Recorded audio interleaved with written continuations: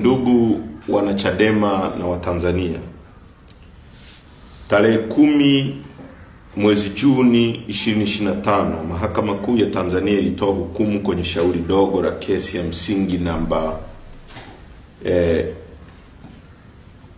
8323 ya mwaka 2025, ambapo ilieleza na kutoa amri tatu.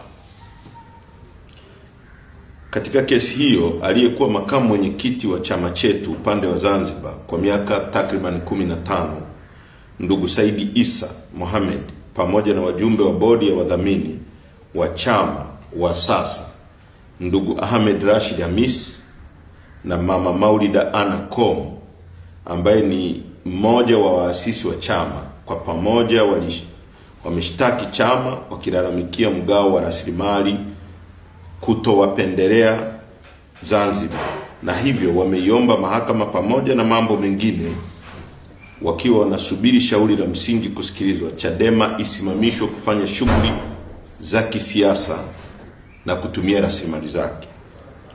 Ndugu Saidi Isa Mohamed amekuwa kwenye nafasi ya makamu mwenyekiti Zanzibar kwa kipindi cha miaka 15, na katika kipindi chote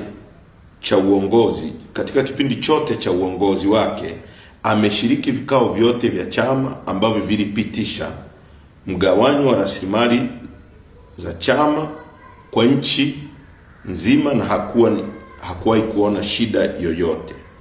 Sambamba na mama Maulida Ana Kom, ambaye amekuwa sio tu mjumbe wa bodi ya wadhamini wanaoishtaki chama, bali amekuwa mwenyekiti wa bodi ya wadhamini, ameshiriki na kuongoza vikao vyote vya mgawanyo wa rasilimali za chama katika kipindi chote. Hakuwahi kuona tatizo, maana kweli halikuwepo tatizo. Maazimio ya mgawanyo wa rasilimali za chama amekuwa akifanya kwenye vikao kwa kuridhiwa na wajumbe wa kikao kwa wingi wao. Kama chama tunaona jambo hili linakuja kipindi hiki sio kwa bahati mbaya, bali ni hila ya kudhoofisha msimamo wa chama wa no reforms no election, ambao unabeba hitaji la nchi na wananchi kwa kipindi hiki. Kesi hii ina msukumo nyuma yake wa watu wenye nia off. Mama Maulida Ana Kom, siku ya kikao cha bodi ya wadhamini tarehe 15 Mei mwaka 2025, aliwataja watu watatu waliokwenda nyumbani kwake kumshawishi afungue shauri hili la madai ya mgawanyo wa rasilimali kwa Zanzibar. Na kesho yake tarehe 16, mbele ya kaimu naibu katibu mkuu bara Mheshimiwa Amani Gorugwa na wakili Edison Kiratu, aliwataja tena watu hao watatu ambao alisema walimfuata na kumwambia kuwa asaini barua ya madai ya fedha ili zipelekwe Zanzibar. Kwa maelezo ya mama Kom, hakuwa ameambiwa kuwa nyaraka hizo alizopelekewa na hao watu watatu ili azisaini zina maudhui ya kuiomba mahakama kuifungia Chadema kufanya shughuli za kisiasa.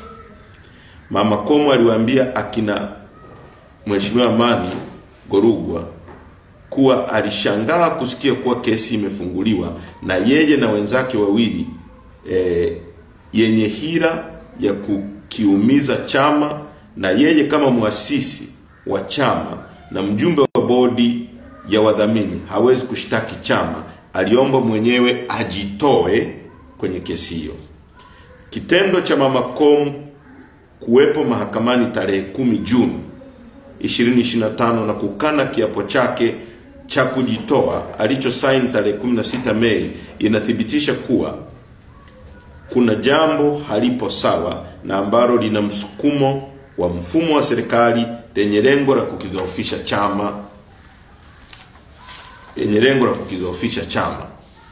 Hizi hila na nia ovu tumezijua, na kamwe kama chama hatuko tayari kusujudia na kupiga magoti kwenye mambo ya hovyo namna hii tutapambana.